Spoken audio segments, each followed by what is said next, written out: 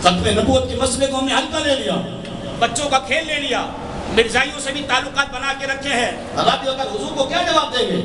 میرے نبی نے فرما دیا وَأَنَا الْعَاقِبُ، میرے بعد کوئی نبی نہیں ہے۔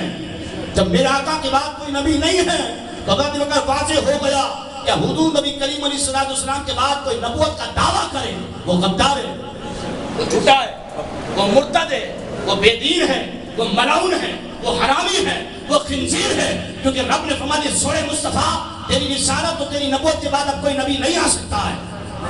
حضرت سیدنا امام اعظم ابو حنیفہ رضی اللہ تعالیٰ جیسے جلیل القدر سراج الامہ امام اعظم خود سبحان اللہ، امام اعظم ابو حنیفہ رضی اللہ تعالیٰ جیسا ذوق علماء کو پیدا کرنا ہوگا، ایسا شوق پیدا کرنا ہوگا، ایسی بہادری پیدا کرنی ہوگی، ایسی جرأت پیدا کرنی ہوگی کہ فتویٰ دیتے وقت امام اعظم بھی سوچتے نہیں تھے کہ سامنے کون ہے۔ امام اعظم سوچتے نہیں تھے کہ سامنے کون ہے۔ امام اعظم ابو حنیفہ رضی اللہ تعالیٰ کے بعد ایک شخص آیا اور کہنے لگا حضور ایک شخص نے نبوت کا دعویٰ کیا ہے، میں اس کے پاس جا رہا ہوں اور اس سے پوچھتا ہوں کہ تیرے نبی ہونے کی کیا دلیل ہے۔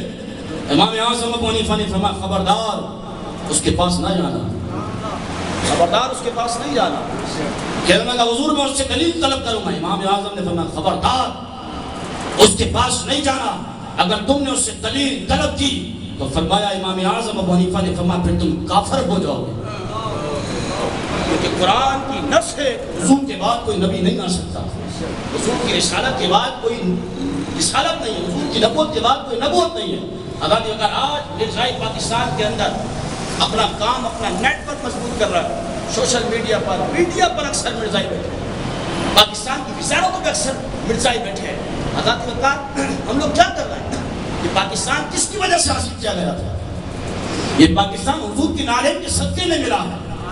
حضرت وقار آج حضور کے غدار، حضور کے دین کے مرتد، حضور کے دین کے کافر آج دندناتے پھر رہے ہیں۔